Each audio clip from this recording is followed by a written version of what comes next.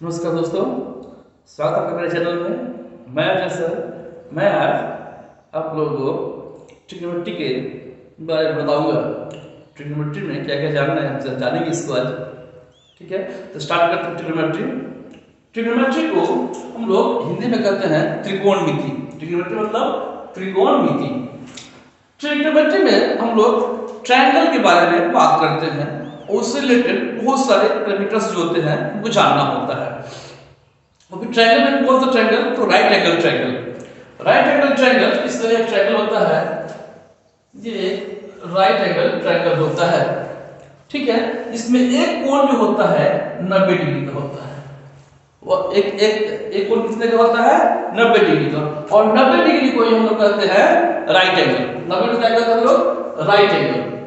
Right angle कहा, right angle means 90 degree, मतलब 90 degree, 90 degree. ठीक है, और स्टाइल कहेंगे राइट एंगल ट्रायंगल। इस ट्रायंगल का नाम होगा राइट एंगल ट्रायंगल।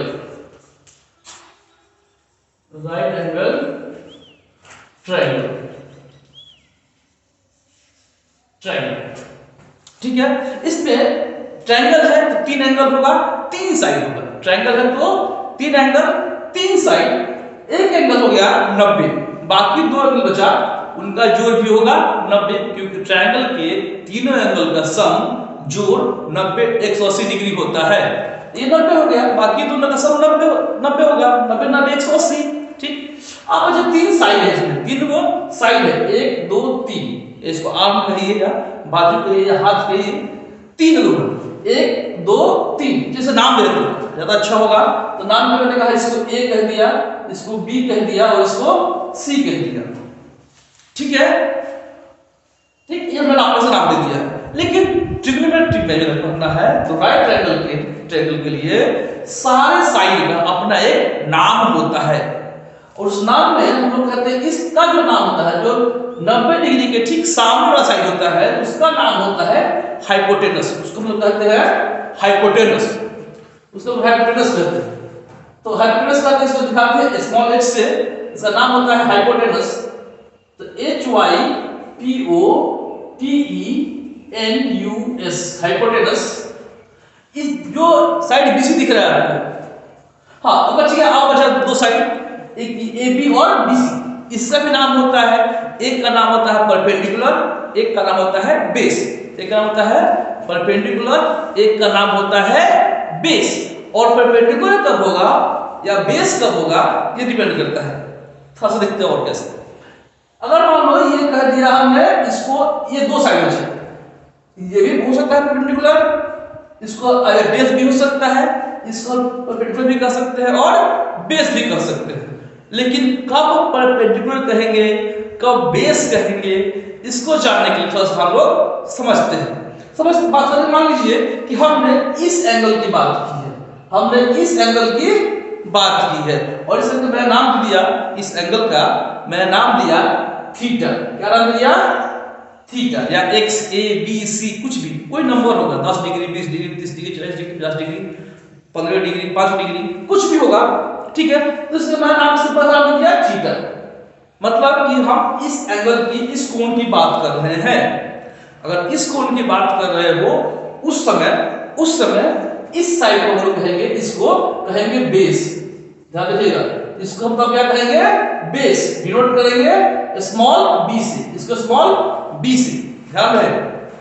फिर अगर इसके अगर हमने इसको बेस कर दिया तो ये क्या हो जाएगा? परपेंडिकुलर। ये हो जाएगा परपेंडिकुलर, PERPENDICULAR,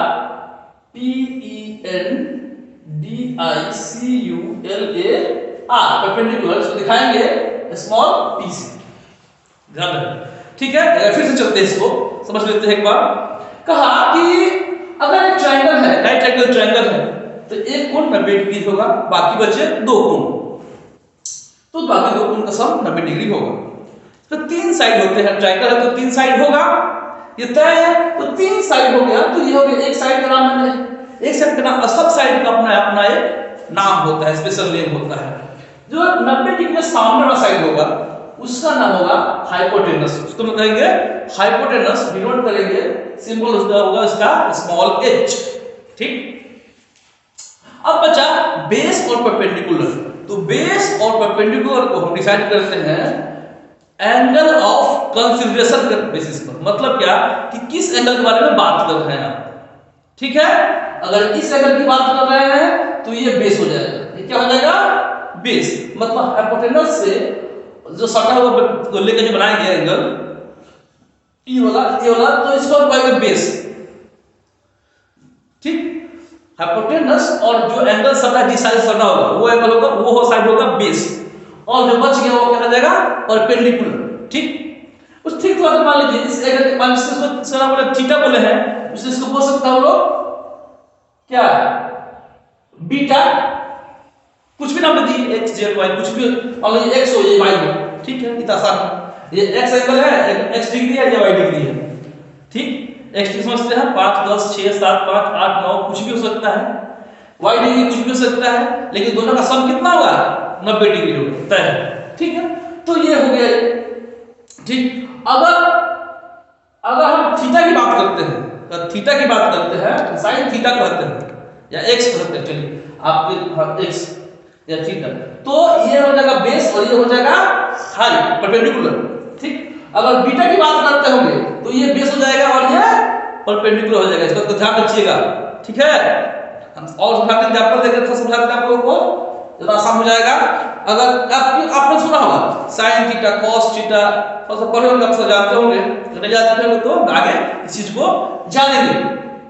ठीक है, और वहां आपका ये अच्छे से क्लियर हो जाएगा कि हाँ आप सब क्या कर रहे हैं। ठीक है, तो ये रहा राइट एंगल ट्रायंगल के बारे में कुछ विशेष बातें हमको जानना है। ठीक है, और इसी राइट एंगल ट्रायंगल के लिए पाइथागोरस ने एक गणितज्ञ थे, मैथमेटिशियन थे, उन्होंने एक रिलेशन दिया, एक संबंध बताया इनके बारे में। कहा पाइथागोरस ने कहा एक थ्योरम दिया। पाइथागोरस ने एक थ्योरम दिया जिसको हम कहते हैं पाइथागोरस थ्योरम। और पाइथागोरस थ्योरम कहता है क्या? पाइथागोरस थ्योरम कहता है क्या कि h square is equal to p square plus b square. क्या मतलब? मतलब ये कि जो h मतलब हाइपोटेनस, h मतलब हाइपोटेनस का स्क्वायर, मतलब कि हाइपोटेनस जितनी दूरी है उसका स्क्वायर बराबर परपेंडिकुलर का स्क्वायर प्लस बेस का स्क्वायर। इसको अपने हाथ से हम लोग कह देते हैं, ये है आपका पाइथागोरस का रिलेशन थ्योरम।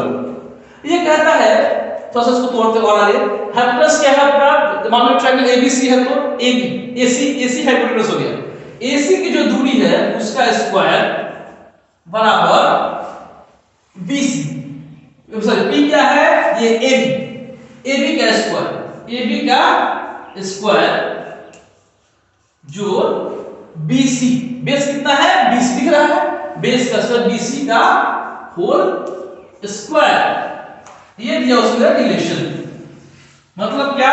अगर पाइथागोरस थ्योरम अब याद है, पता है, तो और दो साइड, कोई भी दो साइड हमें पता है तो हम तीसरा साइड निकाल सकते हैं। कोई भी दो साइड पता है तो हम तीसरा साइड निकाल सकते हैं।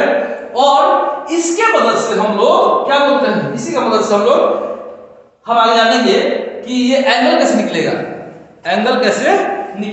एंगल और ये डिस्टेंस के रेशियो, मतलब कि ये दूरी का ये साइड जो है साइड के रेशियो हो जाएगा गुना बाटा में। इनके बीच, साइड के बीच और एंगल के बीच क्या रिलेशन है, क्या संबंध है, हम जानेंगे अगले क्लास में। ठीक है, अभी तक यहां तक आपको समझ में आया होगा। मैं जहां तक समझता हूं कि पाइथागोरस समझाने में लग रहा है सफल हो चुका हूं मैं। तो ये पाइथागोरस थ्योरम, ठीक, इसका उपयोग करके हम लोग किसी भी साइड का मान निकाल सकते हैं। अगर दो साइड का मान पता है, एक का नहीं पता है, तो हम तीसरे का निकाल सकते हैं इसका उपयोग करके। वो जानेंगे हम आगे, कैसे जानेंगे, कैसे होगा, उसको अगले क्लास जानेंगे। ठीक है, धीरे धीरे पढ़ते जाएंगे, आते जाएंगे। उम्मीद है आपको वीडियो पसंद आया होगा। ठीक है, अगर वीडियो पसंद आया तो लाइक कीजिए, शेयर कीजिए, ज़्यादा से ज़्यादा सब्सक्राइब कीजिए ताकि मेरे वीडियो का फायदा सभी लोग उठा सके। धन्यवाद।